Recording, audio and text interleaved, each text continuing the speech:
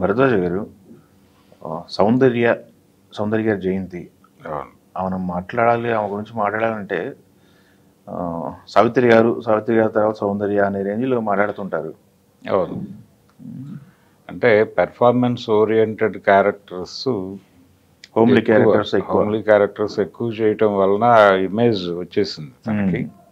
అంటే మొదట గ్లామర్తో పోటీ పడినప్పటికీ నెమ్మదిగా ఆ తరహా పాత్రలకు షిఫ్ట్ అవటం జరిగింది. అంటే ఆ తరహా కథలు, ముఖ్యంగా ముత్యాల సుబ్బయ్య గారు తీసినటువంటి పెళ్లి చేసుకుందాం ఇప్పుడు రీ రిలీజ్కి పెట్టారు. ఈ సినిమా, ఈ ముత్యాల సుబ్బయ్య గారి డైరెక్షన్లో వచ్చిన సినిమాల్లో తనకి పెర్ఫార్మెన్స్ ఓరియంటెడ్ క్యారెక్టర్స్ దొరికినాయి. అలాగే ఇతర దర్శకుల దగ్గర కూడా ఆవిడ అలాంటి క్యారెక్టర్సే చేసింది.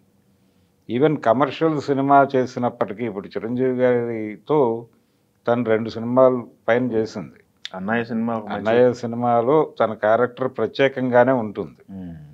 అలాగే నాగార్జునతో చేసినటువంటి సినిమాలో కూడా, నాగార్జునతో చేసినటువంటి ఆజాద్లో కూడా తన క్యారెక్టర్ స్పెషల్గానే ఉంటుంది. అంటే వ్యక్తిత్వం ఉన్నటువంటి పాత్రల్లో కనిపించటం వలన ఆవిడలో ఉన్న నటి ప్రపంచానికి అర్థమయ్యేలాగా ఆవిడ కెరియర్ నడిచింది. అవును, వెంకటేష్తో చాలా, అంటే రాజా, ఈ సినిమాలన్నీ ఉన్నాయి కదా. అందుకని ఆవిడ ఉంటే ఆ క్యారెక్టర్కి కొంత వ్యక్తిత్వం ఉన్నటువంటి పాత్రగా రూపకల్పన జరిగేది, రచయితల స్థాయిలోనే జరిగేది అది. అంటే తను పెర్ఫామ్ చేయగలదు అనే కాన్ఫిడెన్స్తో వెళ్ళేవాళ్ళు. అందుకని తను చేసినటువంటి అన్ని సినిమాల నుంచి జనాలకు అలా కనెక్ట్ అయింది ఆవిడ. అమ్మోరు సినిమా కావచ్చు, ప్రతిదీ కొంచెం పెర్ఫార్మెన్స్ ఓరియంటేషన్ కూడా ఉండేది, కేవలం గ్లామర్ కాకుండా. మనవరాలి పెళ్ళి అనే సినిమాతో మొదటిసారి తన తెర మీద, అంటే తెలుగు ఆడియన్స్కి తెలుసు కానీ యాక్చువల్గా రైతు భారతంలో కూడా యాక్ట్ చేసింది ఆవిడ, కృష్ణ గారి సినిమా. ఓకే. అలా త్రిపురనేని వరప్రసాద్ ఆయన దీనిలో వచ్చిన సినిమా అది. ఆ సినిమాతో కన్నడ రంగం నుంచి తీసుకున్నారు ఆవిడ. ఆ టైంలో ముగ్గురు యంగ్ హీరోయిన్స్ ఎంట్రీ ఇచ్చిన టైం అది. సౌందర్య, అలాగే రోజా, మీనా, ముగ్గురు అదే టైంలో ఎంట్రీ ఇచ్చారు. 90 దశకం జస్ట్ ముందు, కొద్ది ముందు సంకీర్తన సినిమాతో తన ప్రయాణం మొదలైంది. దానికంటే కొంచెం తర్వాత వీళ్ళు 90s ప్రారంభంలో వీళ్ళు ముగ్గురు వచ్చారు. ఈ ముగ్గురిలో కూడా ఆ రేస్ ఎవరు గెలుస్తారు అనేది ఆ రోజుల్లో క్యూరియాసిటీ. ఆ రేస్ సౌందర్య గెలిచింది. గెలవటానికి రీజన్ ఏంటంటే ప్రధానంగా తను ఈ 2 రకాల పాత్రలు, కేవలం గ్లామర్ పాత్రలకే పరిమితం కాకుండా ఈ పెర్ఫార్మెన్స్ ఓరియంటెడ్ రోల్స్ కూడా చేయటం. అలాగే తను రజనీకాంత్తో చేసినటువంటి నరసింహ సినిమా, ఇవన్నీ నటిగా ఒక ప్రత్యేకతను తీసుకొచ్చినాయి ఆవిడ.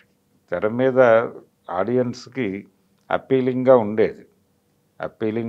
తన పెర్ఫార్మెన్స్ కూడా అలాగే ఉండేది. తను టేస్ట్ ఉన్నటువంటి నటి, అభిరుచి ఉన్నటువంటి నటి.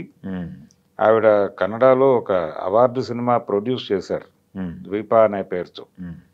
అది ఒక ట్రైబల్ స్టోరీ తీసుకుని చేశారు. దానికి మంచి పేరు వచ్చింది. తను అలాంటి సినిమాలు తీయాలి అని అనుకున్నారు. తెలుగులో నందమూరి బాలకృష్ణ గారు సౌందర్యాన్ని ద్రౌపదిగా పెట్టి ఆయన నర్తనశాల తిరిగి తీయాలి అనేటువంటి ఒక కార్యక్రమం. అవును, సెట్లు కూడా వేశారు, ఓపెనింగ్ జరిగింది, సినిమా షూట్ జరిగింది. ఎప్పుడైతే ఈ ఇన్సిడెంట్ జరిగిందో, అంటే ఆవిడ ఈ ద్వీప తర్వాత రాజకీయ ప్రవేశం చేశారు. చేసి భారతీయ జనతా పార్టీలో జాయిన్ అయింది ఆవిడ. భారతీయ జనతా పార్టీ అప్పుడు ఇక్కడ తెలుగుదేశం పార్టీతో పొత్తులో ఉంది. 2004 ఎన్నికల సందర్భంగా ఆవిడ ప్రచార కార్యక్రమాల్లో చాలా బిజీ షెడ్యూల్లో నడిచింది. కర్ణాటకలోను, ఆంధ్రాలోను, తమిళనాడులోను 3 ప్రాంతాల్లోనూ ఆవిడనే ప్రధానమైనటువంటి క్యాంపెయినర్గా పెట్టి, స్టార్ క్యాంపెయినర్గా పెట్టి క్యాంపెయిన్ డిజైన్ చేశారు. అందులో ఆవిడ విద్యాసాగర్ రావు గారి తరఫున ఇక్కడ ప్రచారం చేయడానికి వస్తూ ఉండగా జరిగినటువంటి ఈ హెలికాప్టర్ ప్రమాదంలో ఆవిడ చనిపోయారు. ఆ చనిపోయిన తర్వాత ఈ నర్తనశాల ప్రాజెక్ట్ అయిపోయింది. ఇంకొక నటితో నాకు తీయటం ఇష్టం లేదు, అందుకని చెప్పి ఈ ప్రాజెక్ట్ని విరమించుకుంటున్నాను అని చెప్పాడు ఆయన. నందమూరి బాలకృష్ణ గారు ఆయన డైరెక్షన్లో మొదలుపెట్టిన సినిమా. ఆయనకి అందులో ఒక షాట్ చాలా, అంటే తనకి జీవితంలో చిన్నప్పటి నుంచి హంట్ చేస్తున్న సీన్ అని చెప్పుకునేవాడు. కమలాకర్ కామేశ్వరరావు గారు నర్తనశాలలో మనం అజ్ఞాతవాసానికి వెళ్ళాక ఎవరు ఏం చేయాలి అనే చర్చ వచ్చినప్పుడు ఎన్టీఆర్ అర్జునుడిగా ఆయన స్తంభం చాటు నుంచి డైలాగ్ మొదలై డైలాగ్ ముగుస్తూ ఉండగా ఇలా రివీల్ అవుతాడు బృహణాలుగా. ఆ షాట్ తనకి చాలా ఇష్టం. అందుకని దానికోసమని ఈ సినిమా డైరెక్ట్ చేయాలనుకున్నానని చెప్పేవాడు ఆయన. అందుకని ఆయన ప్రత్యేకంగా అనుకుని ద్రౌపది పాత్ర సౌందర్య తప్ప ఇంకెవరు చేయలేరు అని ఫీల్ అయి తీసుకున్నాను నేను అన్నప్పుడు ఈ కంపారిజన్ మొదలైంది. నర్తనశాలలో సావిత్రి గారు చేసిన క్యారెక్టర్ అది.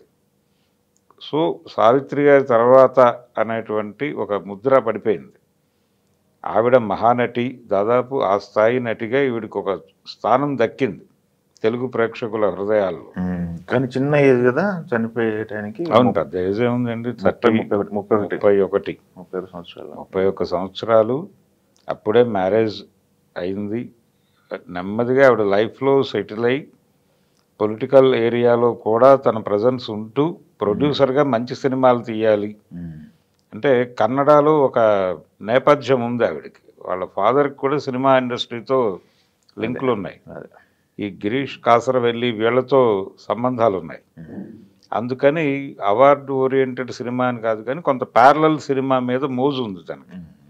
వాస్తవికవాద చిత్రాలు తీయాలి అనేటువంటి ఒక కాన్సెప్ట్ ఓరియంటెడ్ సినిమా చేయాలనే ప్రోగ్రాం ఉంది. తెలుగులో కూడా సొంత సినిమా తీయాలి అనుకుంది ఆవిడ. అది గనక అది ఆ ఇన్సిడెంట్ జరగకుండా ఉంటే ఇంకా చాలా జరిగేవి ఆవిడ నుంచి. కానీ అలా ముగిసింది, అర్ధాంతరంగా ముగిసినట్టుగానే చూడాలి. అందరు హీరోలకి పెద్ద హిట్స్ ఇచ్చింది ఆవిడ. మోహన్ బాబు గారికి పెదరాయుడు లాంటి సినిమా, ఆ సక్సెస్లో ఆవిడకి షేర్ ఉంది. రాజేంద్ర ప్రసాద్ గారితో, రాజేంద్ర ప్రసాద్, ఎస్వి కృష్ణారెడ్డి గారి కాంబినేషన్లో చేసిన సినిమాలు, అది మాయలోడు కావచ్చు, ఆ తర్వాత వచ్చిన సినిమాలు కావచ్చు, అలా ప్రతి డైరెక్టర్తోనూ ప్రతి హీరోతోనూ చాలా సక్సెస్ఫుల్ కెరియర్ ఆవిడది అన్ని విధాలుగా. అలాగే తెలుగు, తమిళ, కన్నడ నుంచి దాదాపు వచ్చేసింది ఆవిడ. ఒక దశలో తెలుగు, తమిళ సినిమాలతో చాలా బిజీ అయిపోయింది. ఈ అయిపోయిన సందర్భం, అలాగే ప్రత్యేక పాత్రలు సౌందర్య చేయగలిగిన పాత్ర కోసం హిందీ నిర్మాతలు కూడా అప్రోచ్ అయినటువంటి పరిస్థితి ఉంది. అలా ఏ క్యారెక్టర్ చేసినా కానీ ఆ క్యారెక్టర్ కనిపించేది, క్యారెక్టర్లో ఆవిడ పెర్ఫార్మెన్స్ కూడా జనాలు చాలా ఇంప్రెస్ అయ్యే పద్ధతిలో నడిచేది. ఆవిడ ఒక దశలో డబ్బింగ్తో మొదలై తర్వాత తన డైలాగులు తనే చెప్పుకునే స్టేజ్కి వెళ్ళిపోయింది ఆవిడ. ఆవిడ చివరిలో చేసిన సినిమాలన్నింటిలోనూ ఆవిడ వాయిస్తే, డబ్బింగ్ ఉంటుంది, సొంత వాయిస్ మీదే నడుస్తుంది. అలా ఒక ప్రభావవంతమైనటువంటి నటిగా సౌందర్య అలా అర్ధాంతరంగా నిష్క్రమించడం అనేది బాధాకరమే. Thank you.